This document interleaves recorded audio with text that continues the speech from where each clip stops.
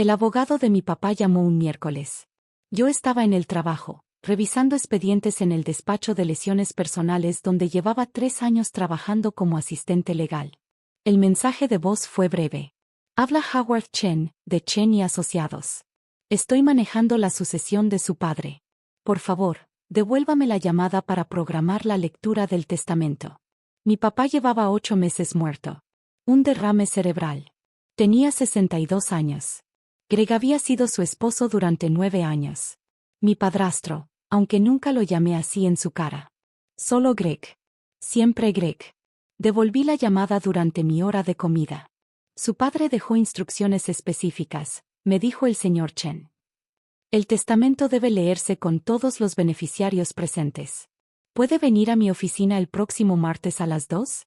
¿Quién más estará ahí? Hubo una pausa. Solo usted y Gregory Wells. El cónyuge de su padre. Solo nosotros. No la hermana de mi papá. No su amigo de la universidad, Marcus, que siempre fue como un tío para mí. Solo Greg y yo. Sabía lo que eso significaba. Greg se había mudado a la casa de mi papá la semana después del funeral. Nuestra casa. La casa donde crecí, donde mi papá me crió solo después de que mi mamá murió cuando yo tenía 7 años. Greg vendió su departamento, empacó sus cosas y se instaló en el dormitorio de mi papá como si lo hubiera estado planeando desde hacía años. Tal vez sí. Yo todavía tenía mi llave. Había estado evitando la casa, evitando a Greg, evitando la forma en que empezó a referirse a todo como mío en lugar de nuestro o de tu papá. Mis muebles, mi coche, mis cuentas de inversión. El domingo manejé hasta allá para recoger algunos álbumes de fotos de mi papá, cosas que quería llevarme antes de que Greg decidiera que también eran suyas. Estaba en la cocina cuando entré, tomando café en la taza favorita de mi papá, la que decía el mejor papá del mundo, la que yo le había regalado el día del padre cuando tenía 12 años. Debiste haber llamado antes, dijo Greg. No levantó la vista del celular. Legalmente todavía vivo aquí. Mi nombre está en la escritura. Mi papá me había agregado cuando cumplí 25, hace 3 años. Seguro, había dicho, por si algo me pasa. Algo le pasó.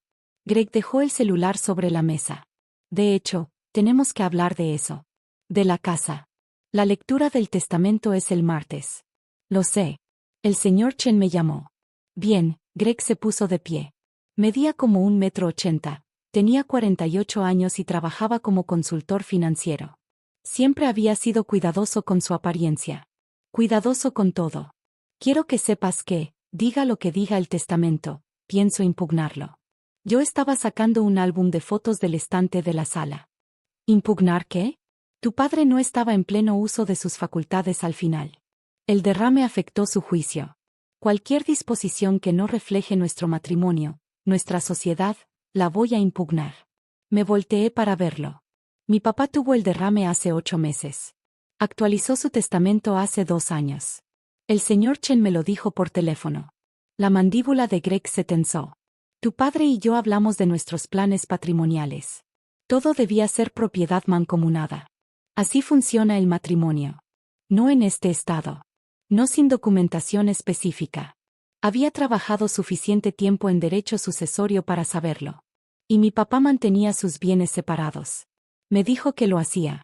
Te lo dijo a ti. La voz de Greg chorreaba desprecio. Claro que te lo dijo.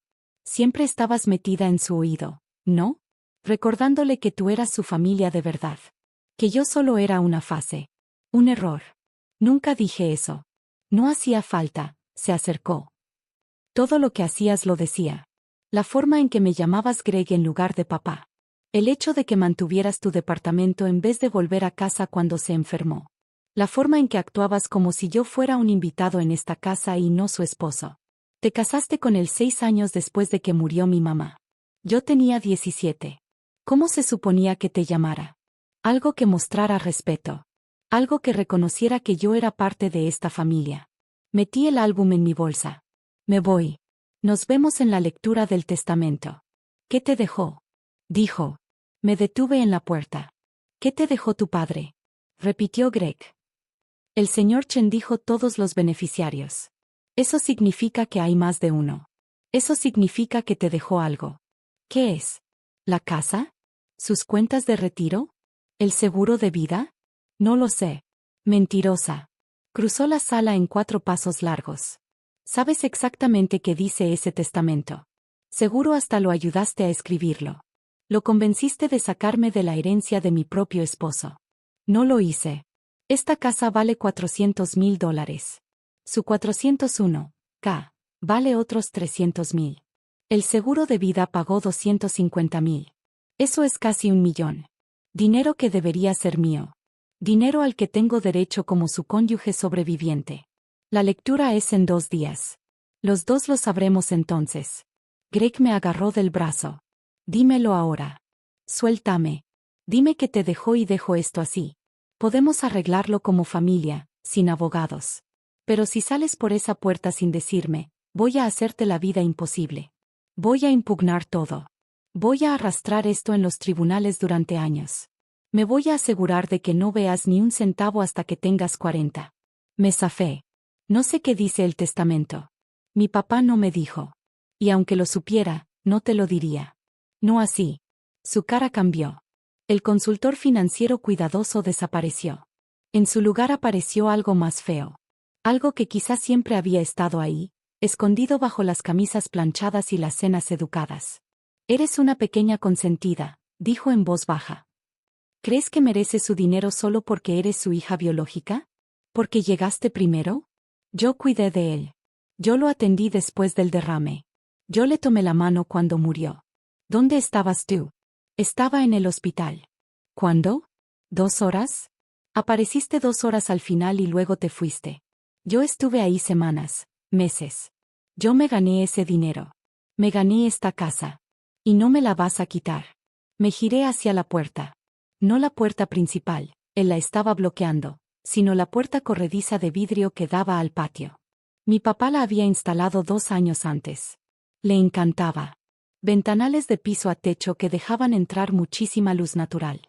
No te atrevas a irte, dijo Greg. Seguí caminando. Dije que no te vayas. Sentí sus manos en mi espalda.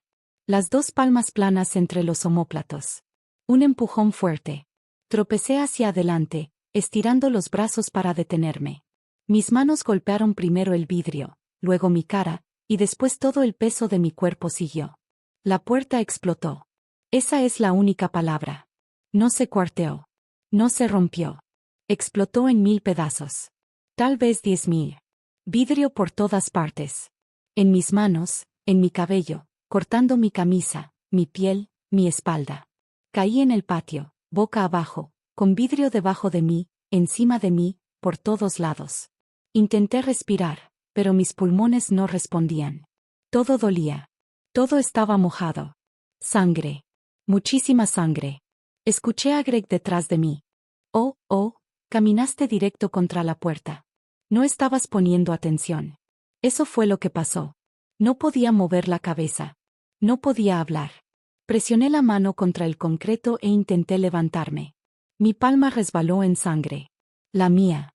Voy a llamar al 911, dijo Greg.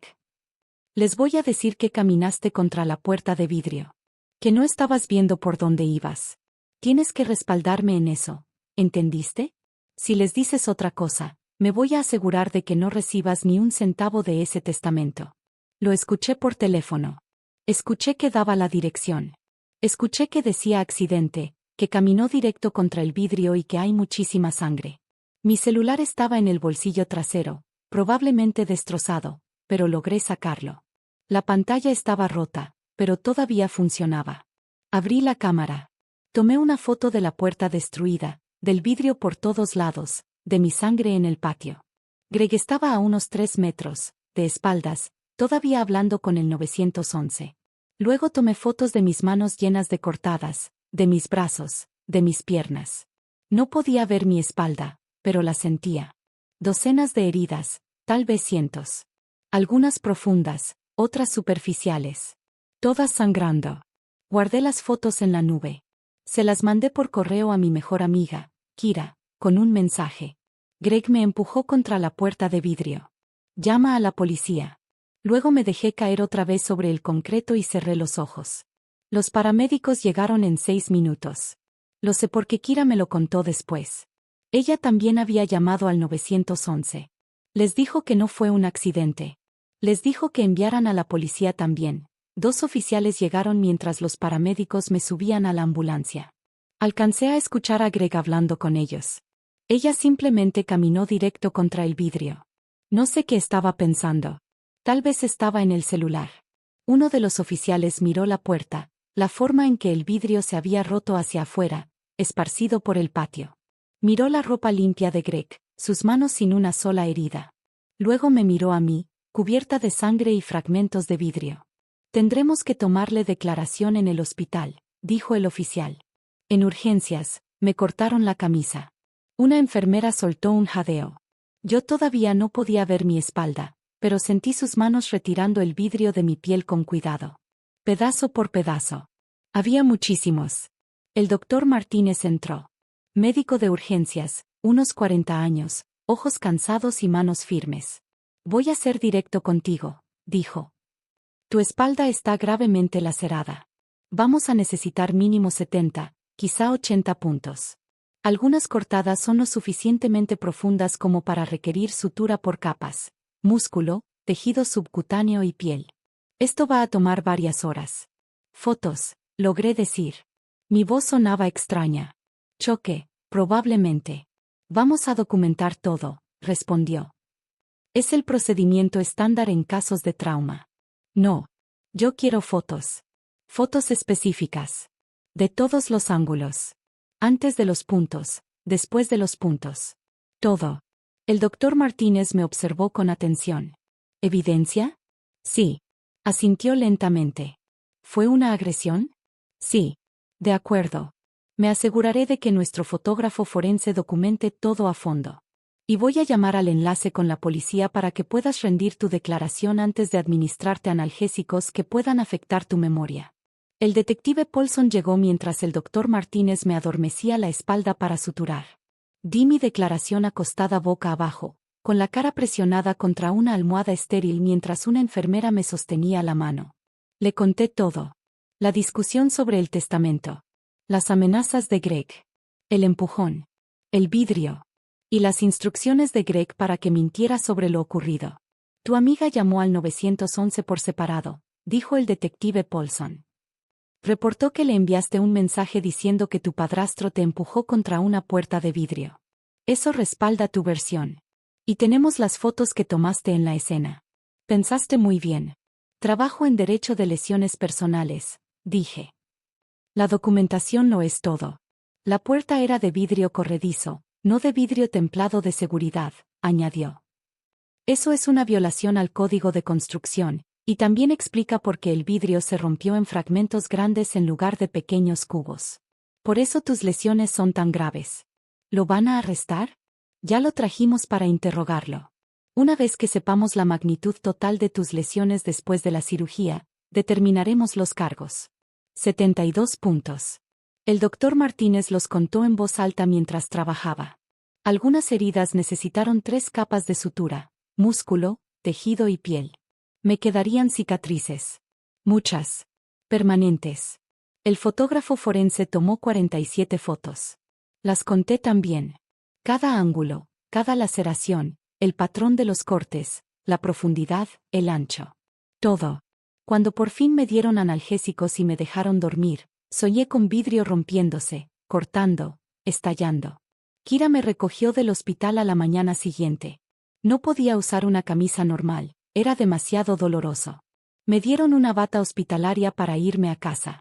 La enfermera me entregó una carpeta con mis instrucciones de alta y copias de todas las fotos. El doctor Martínez quiso que las tuvieras, me dijo. Dijo que las ibas a necesitar. Revisé las fotos en el coche de Kira. Mi espalda parecía carne viva. Como si alguien me hubiera atacado con un cuchillo. Como si me hubieran torturado. En cierto modo, así fue. La lectura del testamento es mañana, dije. No vas a ir, respondió Kira con firmeza. Acabas de salir de cirugía. Necesitas descansar. Tengo que ir. Greg va a estar ahí. Necesito saber qué me dejó mi papá. Saber de qué se trató todo esto. Tu abogado puede ir por ti. Todavía no tenía abogado, pero esa misma tarde llamé a la oficina de Howard Chen y le expliqué lo que había pasado. Guardó silencio un largo momento. La lectura del testamento ya no es necesaria, dijo finalmente. Dadas las circunstancias, voy a compartir el contenido contigo en privado y entregar la parte de Gregory Wells a través de su abogado, una vez que sea liberado de custodia. ¿Qué me dejó mi papá? Todo. La casa, las cuentas de retiro, el seguro de vida. Hay una disposición para el señor Wells, $50,000 y 6 meses para encontrar otra vivienda, pero todo lo demás es para ti. Tu padre fue muy específico. Dijo que quería asegurarse de que estuvieras protegida. $50,000. Después de 9 años de matrimonio. Después de cuidar a mi papá durante el derrame y su muerte. Greg recibió $50,000. Y me empujó contra una puerta de vidrio por eso. 2 días después, el detective Paulson me llamó.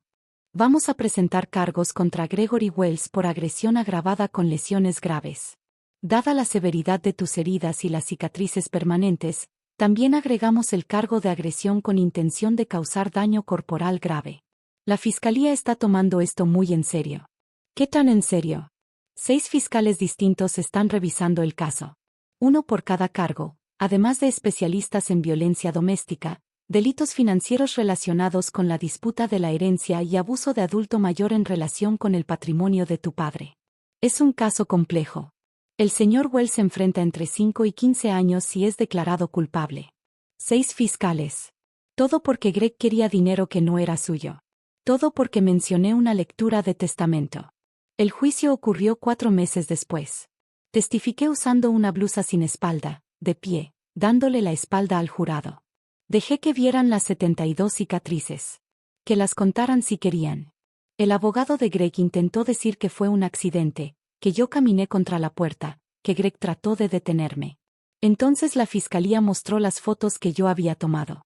El vidrio roto hacia afuera. Greg a 3 metros de distancia, su ropa limpia, sus manos intactas. Mostraron mi mensaje a Kira, enviado segundos después. Con hora registrada. Guardado en la nube. Imposible de alterar. Mostraron las fotos del hospital. Las 47. El doctor Martínez testificó sobre la fuerza necesaria para empujar a alguien a través de una puerta con la violencia suficiente para causar heridas así. El jurado deliberó 3 horas. Culpable en todos los cargos. El juez lo sentenció a 12 años. Greg miró al frente mientras leían la sentencia. Nunca me miró. Nunca se disculpó. Heredé todo. La casa, el dinero, el coche de mi papá, sus libros, su taza de café. Vendí la casa. No podía vivir ahí. No podía pasar por ese patio sin ver la sangre. Mi sangre.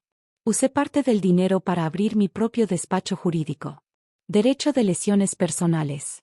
Ayudar a la gente a documentar sus casos. Ayudar a la gente a defenderse. Las cicatrices en mi espalda siguen ahí. Probablemente siempre estarán. 72. A veces las cuento frente al espejo. Recuerdo cada una. Algunas cosas deben dejar cicatrices. Algunas cosas deben ser recordatorios permanentes de lo que pasó, de lo que las personas son capaces de hacer por dinero, por herencias, por cosas que nunca les pertenecieron. Greg será elegible para libertad condicional en 8 años. Yo estaré en esa audiencia. Con mis fotos. Con mis cicatrices. Asegurándome de que cumpla cada día que se ganó.